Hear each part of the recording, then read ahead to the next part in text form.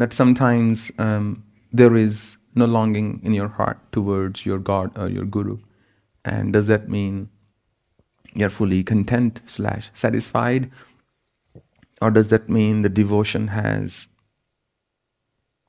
moved on? The devotion has shifted or is no longer there? I don't know. It could be either. It could be either. It depends from one person to another. It could be neither. It could be either. It could be all of the above. And how can we say? It depends from one individual to another. What does happen,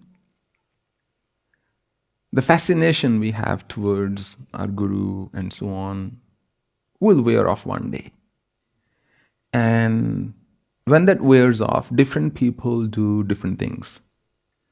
Some will say, Guru hi bekar tha.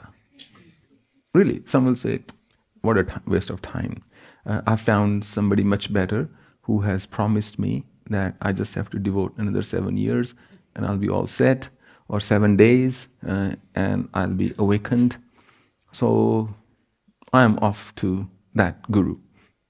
So they'll go hop to another place and they may experience the same thing. However, if that Guru is able to give them time and attention, they will never move on. If any Guru is able to give you a lot of love, time and attention, you will love that Guru, believe it or not. Doesn't matter what a crook he or she may be. If they can give you time and attention and love and say good words to you, you will love that Guru. If the Guru is always saying, you're not good, this is wrong, that is wrong, you're meditating correctly and this and that, and the other will say, kabhi to kuch acha bolo. This child went to school and after many days and the teacher said, kya baat tum itne din aayi nahi school? So madam, bird flu ho gaya tha mujhe. Bird flu, the teacher said. अरे वो तो इंसानों को हो ही नहीं सकता, पक्षियों को होता है. आपने इंसान समझा ही कहाँ मैडम? प्रतिदिन आप मुझे मुर्गा जो बनाते थे.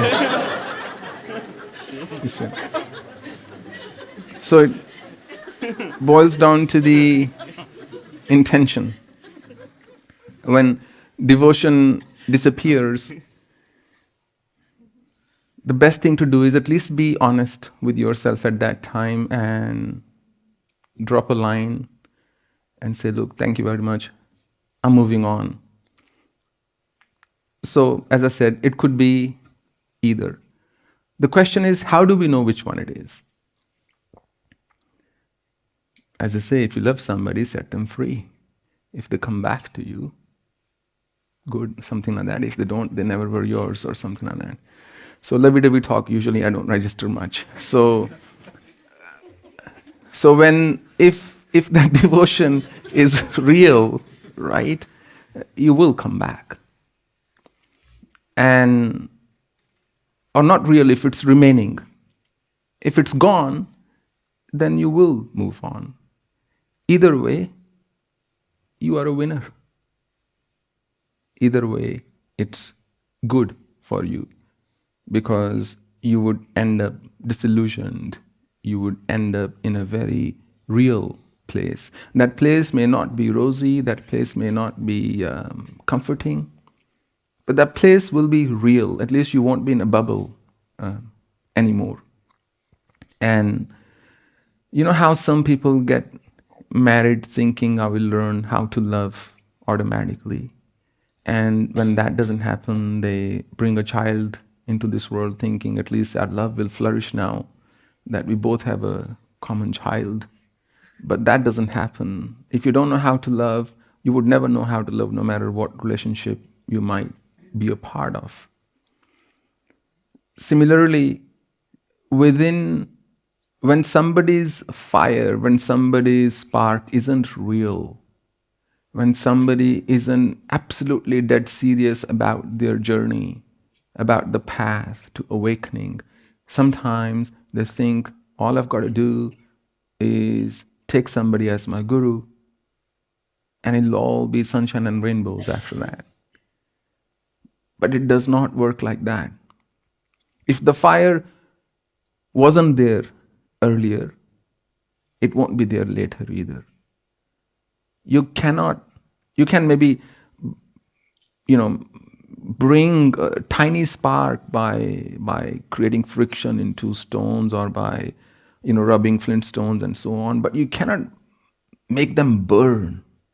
That is a material of a different kind. So somebody's propensity is limited to just that tiny spark. They would experience that spark and they'll say, oh, I had that amazing experience, now I'm awakened. Or I'm not getting that spark again, so this guru is actually not the one for me. So when most people seek guru, they don't actually seek a guru. They seek some form of a validation. The Roman king Titus, he was quite a ruthless emperor. And he destroyed cities after cities after cities after cities. And although the legend goes that one day he had a mosquito go up in his nose, and he would constantly hear a buzzing sound in his head. But I tend to think it might be tinnitus. So much so, I think maybe the word tinnitus came from the Roman king Titus, although it's from the Latin word tinere, which means to ring. Now, when that happened, this guy went crazy. He said, what's this buzzing sound? And no medication could help him. It so happened, one day he was passing through the markets, and there were blacksmiths working. 2 different shops were there. And as they were pounding the iron, he felt some relief. The noise outside was so loud that it masked the noise inside. And as the legend goes, he made it mandatory. He had so many blacksmiths around his palace. Everywhere he goes, he said, make sure this noise is continuous so that I'm not reminded of the noise in my head. So sometimes what happens, the noise in people's heads is so loud that they don't know what to do with it.